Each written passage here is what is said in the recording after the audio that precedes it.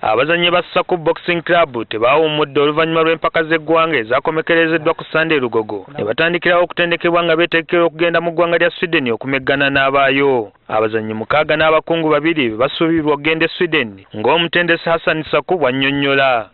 Bafunye ku tekiniki empya ebikondo bya Europe njaawo ku bya Africa balayo ku Europe ebikondo by'ebitambulamu ekonje nkoze programu.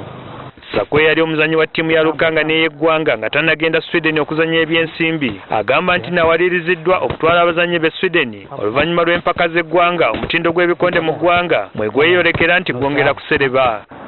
Ebikonde si kulwana kale muzannyi gwa kulwana n'ebyetamu amagezi n'okuba omuntu ne judge n'abo n'omuwagizi okuwagira ebikonde naga omwana ono alina talent azannyi ninaku zino balwana bulwanyi omukuli omutindo gwani ogwedde okuza ebikonde kati gwasiddemu kati.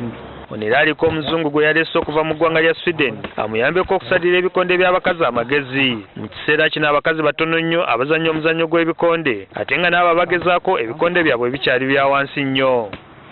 Nalyo mutuno gwaba okusaba abazannya abawala ebikonde mutuno guli wansi nnyo nnyo era okusanga olya kirabinaga nti coach kino ki naŋŋamba nti tulina okukola ekyamaanyi nnyo kulana tuyamba okusaba Uganda abaddala bakusaba abawala batuko ku mutindo gw'ebikonde beetaaga obuyambe obw'amaanyi kuba n'abaana bagakoze ebikonde bambi tebabafaako bebasembyayo.